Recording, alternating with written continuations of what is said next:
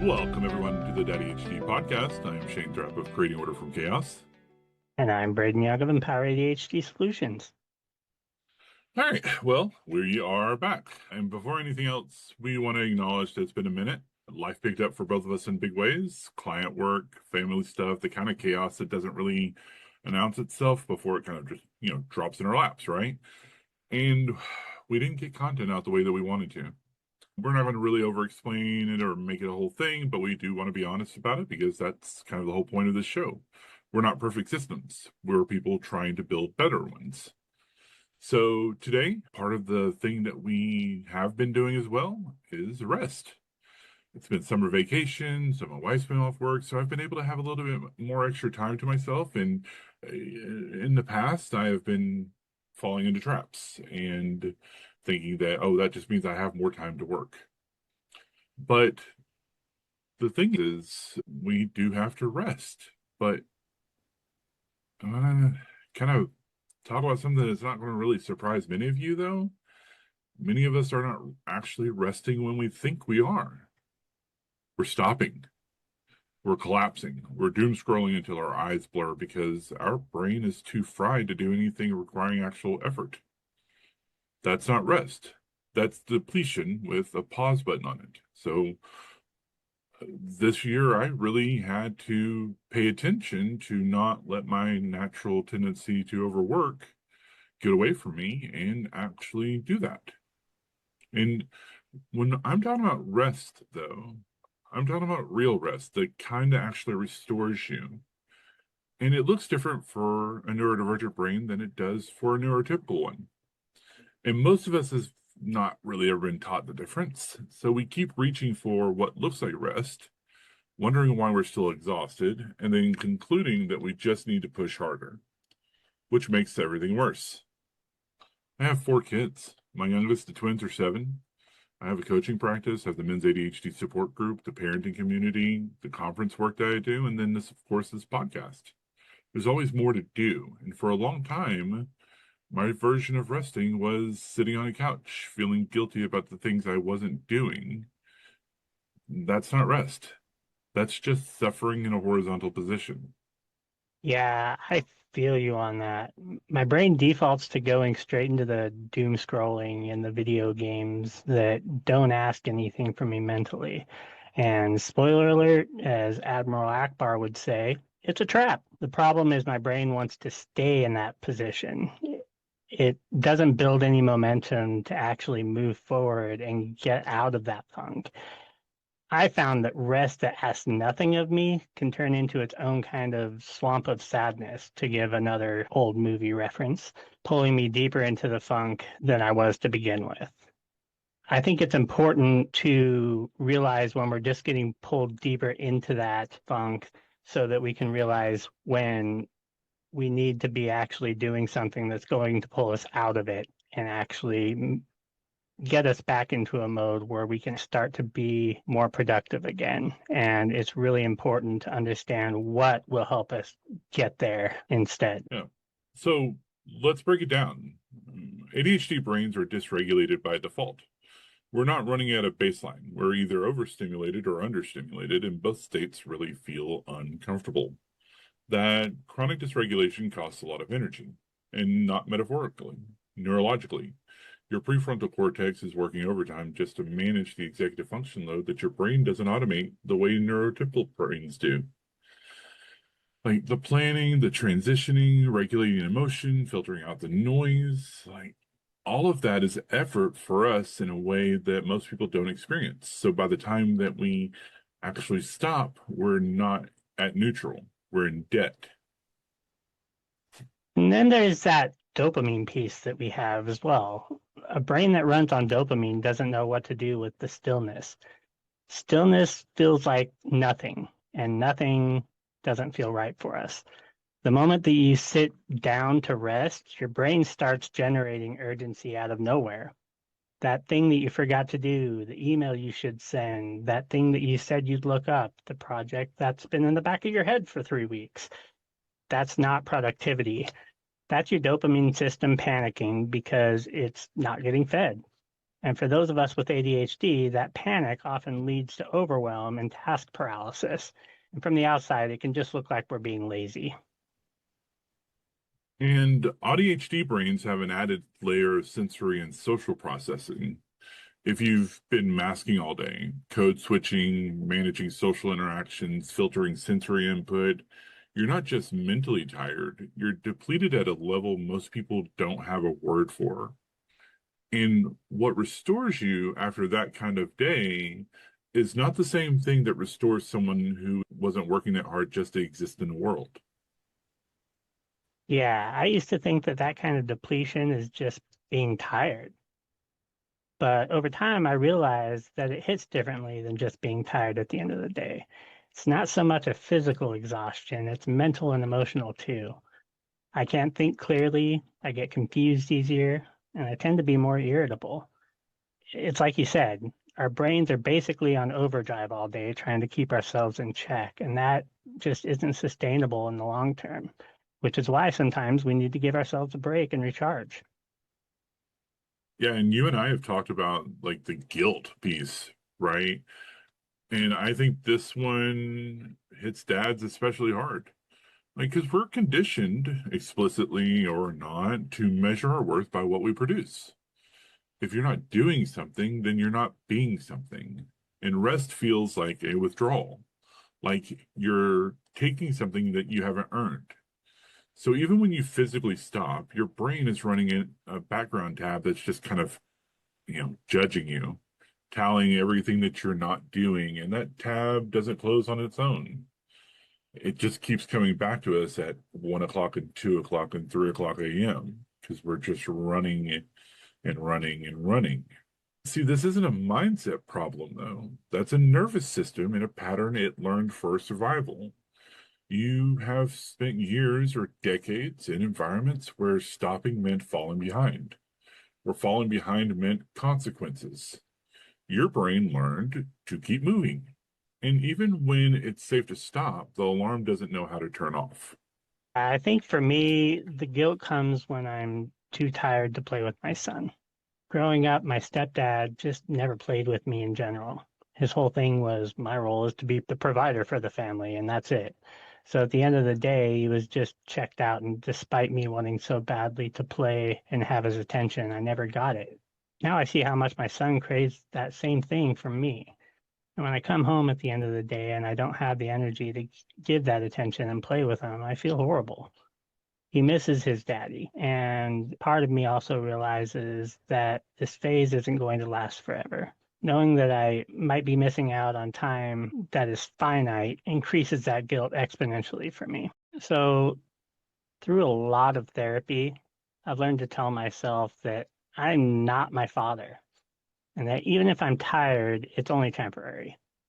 I'll be able to play with them, and I just need to remember that my kids are the reason that I do what I do, which is also why sometimes I need to know when I need to dial back some of it so that I don't miss out on what's most important to me. Yeah, because the thing that we have to kind of start understanding is that when we're looking at the things that we want to do and we fall into those traps, like scrolling and understanding that that's not really rest, neither is collapsing on the sofa or, and feeling guilty about all that, what is? And the thing that we need to understand is that the research on this is pretty clear. Rest isn't one thing. There are different types of rest, and different types restore different systems. Cognitive rest is about giving your executive function a break.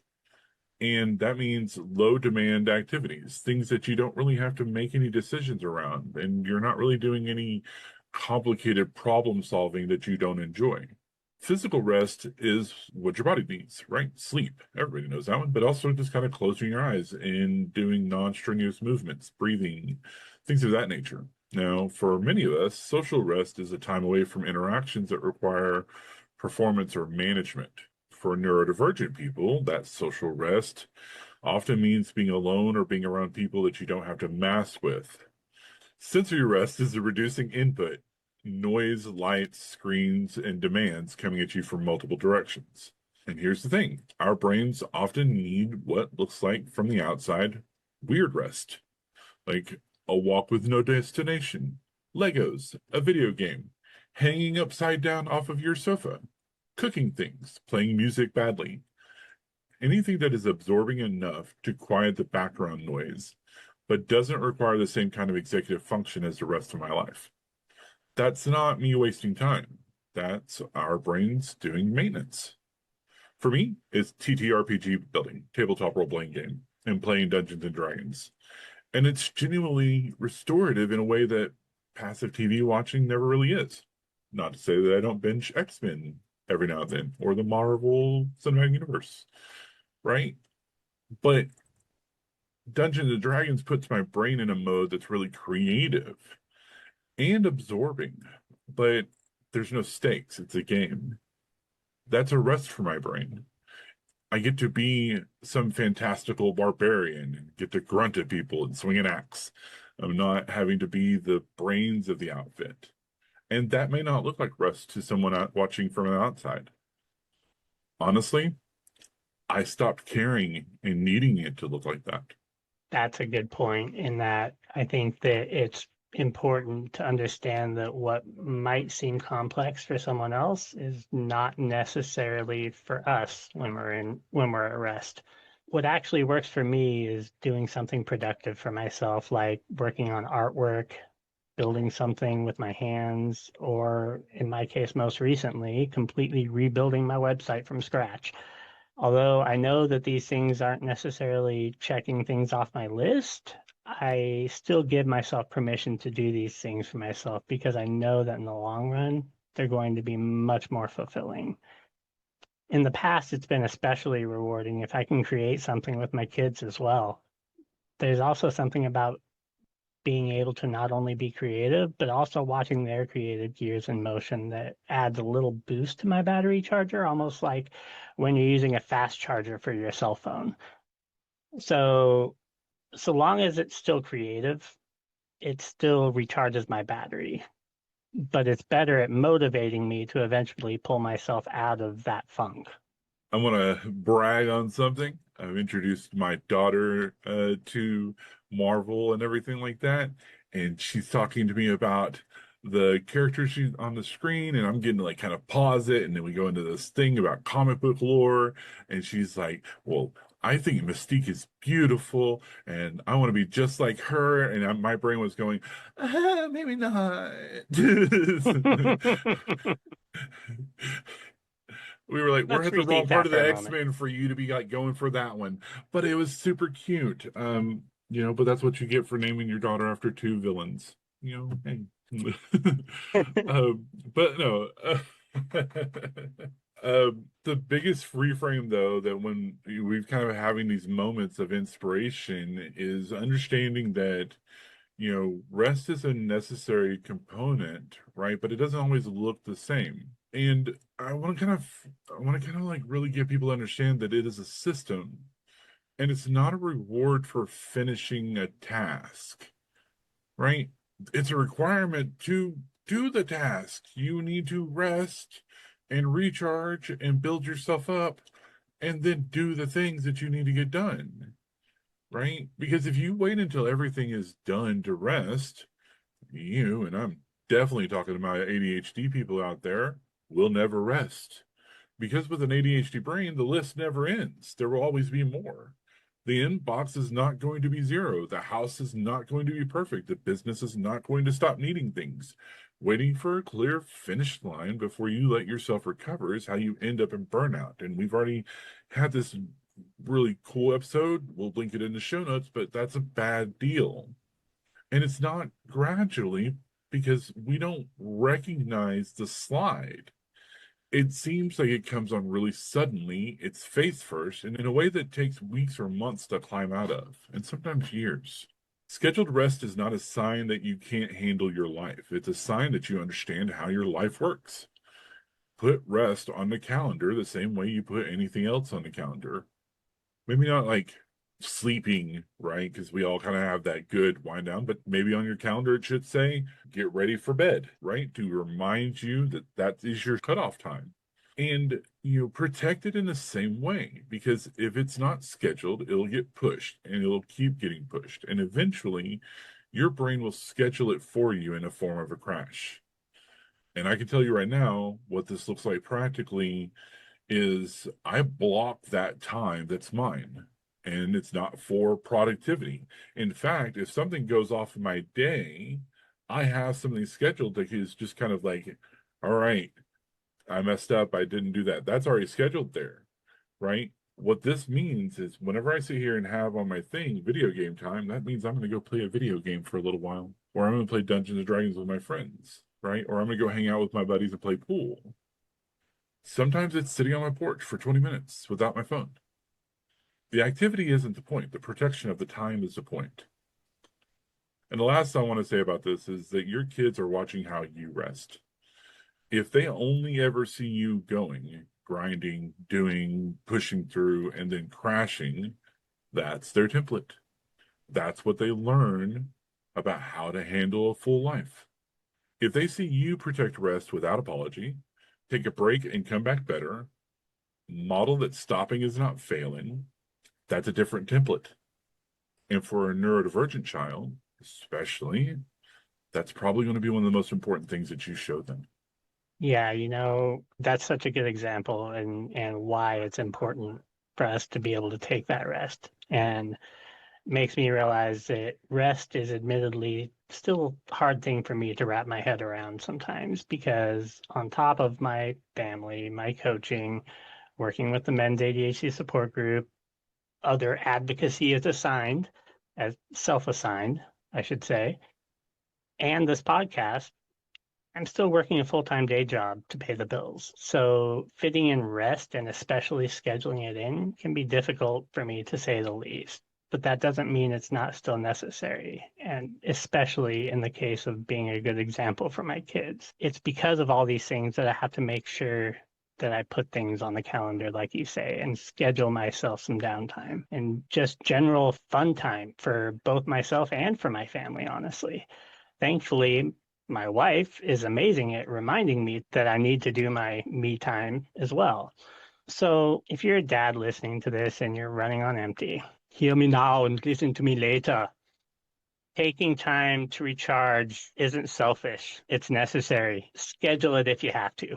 Put it on the calendar like it's a meeting that you can't miss, because it kind of is. And if you've got someone in your life who can remind you to take time to rest, whether it's a spouse, a partner, or a friend, then let them. They're doing you a favor. You can't pour from an empty cup. And your kids need you, not just a more exhausted version of you. So if you know someone that might need to hear this, be sure to share it with them.